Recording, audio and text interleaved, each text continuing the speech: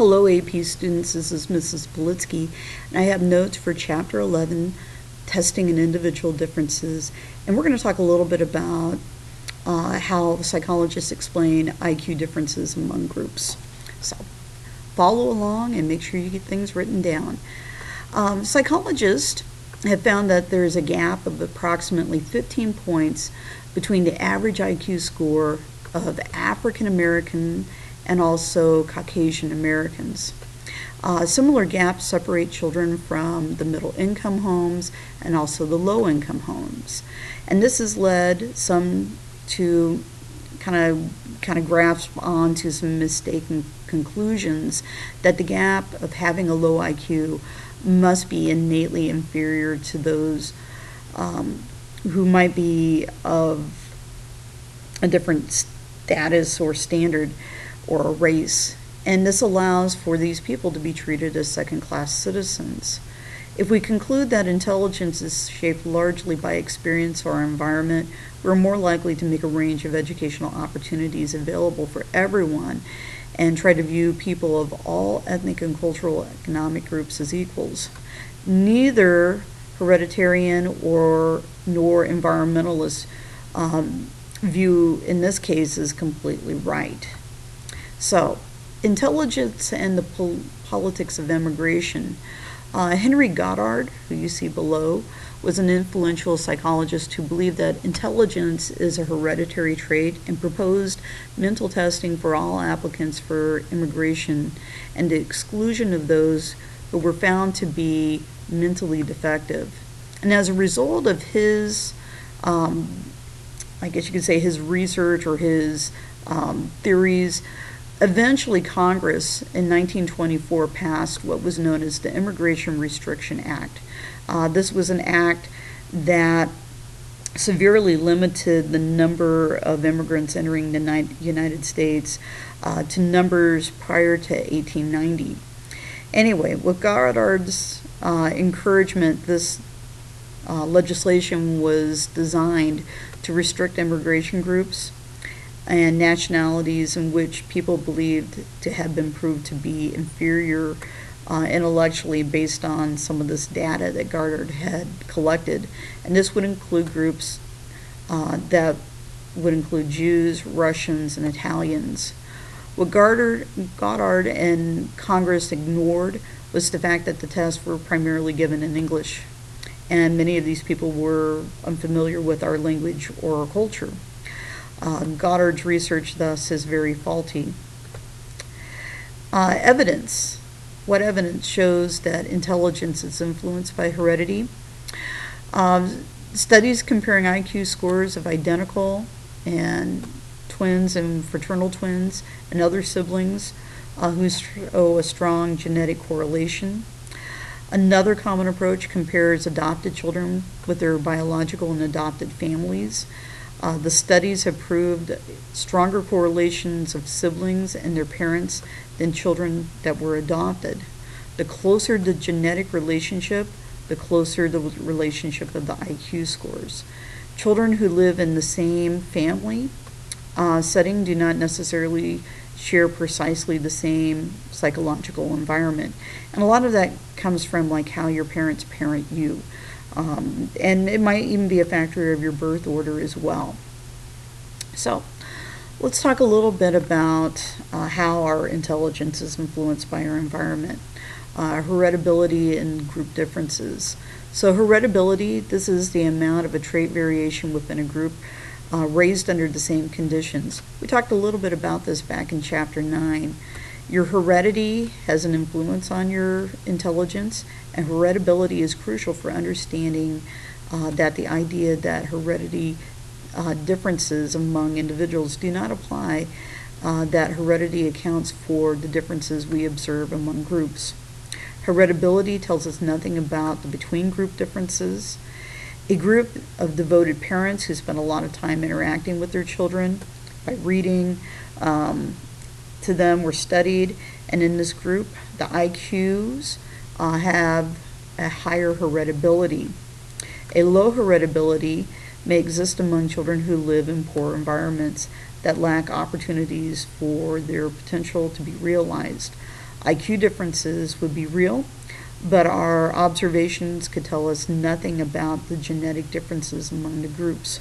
Heritability is a concept that refers to within-group differences, not between-group differences. The Jansen controversy. Arthur Jansen stirred up a hornet's nest of controversy with his connection that racial differences in IQ have a genetic basis. He believed that you could boost IQ scores to some extent by helping the poor and disadvantaged, but there are limits imposed by heredity. Critics pointed out that several factors of Jensen's theories had minimized or ignored, including the effects of racism, as a social factor, lower teacher expectations for black students, the lack of opportunities, the lower self-esteem, and a white middle-class bias built into the IQ and achievement test. Scar and Weinberg's adoption study. Sandra Scar and Richard Weinberg, they confronted this issue head-on by comparing black and white children who had been adopted in similar home environments. Their research focused on the educational records and IQ test from both biological families and adopted families of 115 white children and 176 black children who had been adopted in Minnesota during the 1950s. All of the children had been adopted into white families, and there was no difference between the two groups. Both the black group and the white group of adoptees had scores on the average that averaged about 110, significantly higher than their biological parents. So social class and IQ. Research on the relationship between social class and IQ shows that similar environmental effects. Social economics class clearly is correlated with IQ. Poverty creates circumstances that limit individual potential in many ways, particularly in terms of nutrition, healthcare, and education. U.S. public schools are funded by revenue from local property taxes, and wealthier neighborhoods can provide bigger and better school facilities and amenities, while poor districts suffer from crowding, physical deterioration of their structures, threats to personal safety, and few extras like media centers and computers. Head Start. An intervention program implemented some 50 years ago for educational enrichment of disadvantaged children, serving children's physical as well as mental needs and nutritional and medical support, plus a year or two of preschool education. Head Start involves parents making the policies and planning programs and working in the classroom and learning about parenting and child development. Head Start serves over 800,000 children yearly. Children who are enrolled in the program score higher on IQ tests and have higher school achievement during their early grades than a match-controlled group. Head Start children are less likely to be placed in special education classes. They're less likely to fall a grade behind. They're more likely to graduate from high school. So there are many benefits to this program. Testing bias. Other forces that influence IQ and contribute to the differences among groups. A portion of the difference between the average IQ of black and white children may be attributable to problems in just the IQ tests themselves. Many psychologists argue that the IQ questions have built-in biases towards middle and upper class backgrounds, in many cases favor white or Caucasian students. One source possibly stems from the fact that most IQ tests rely heavily on vocabulary.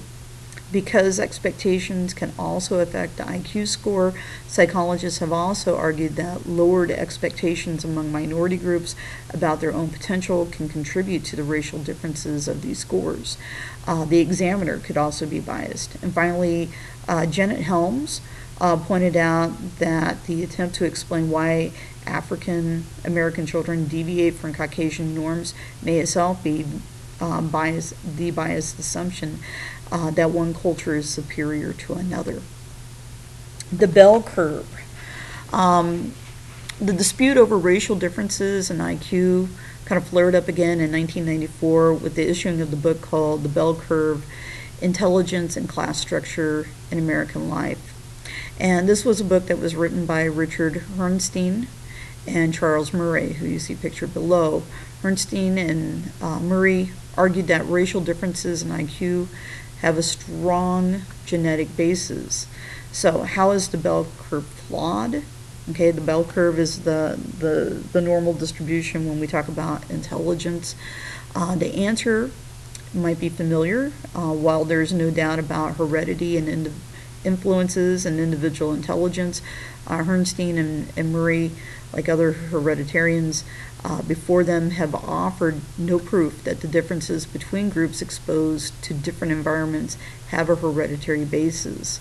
Compounding the problem in their analysis of the evidence, Herrnstein and Murray committed another scientific error, and they confused the correlation with causation, meaning poverty and all of the social and economic disadvantages that go with it, could just as well be as important as the cause of the low IQ itself. The bell curve has struck a chord with Americans. It resonates with the preference for a simple genetic cause for behavior rather than the complex explanations. Psychology in your life, helping others to think critically about group differences. One of the most pervasive arguments against genetic interpretation of groups is group differences is that many other variables are confounded with race, including racism, poverty, self-fulfilling prophecies, the differential opportunities in education. All of these things can affect IQ. And another theory called eugenics, which was actually a very popular philosophical and political movement from years past, but it encouraged the biological superiority of people, and kind of this idea that these individuals were superior because of the fact that other groups were biologically inferior and, in a sense, probably shouldn't be having offspring.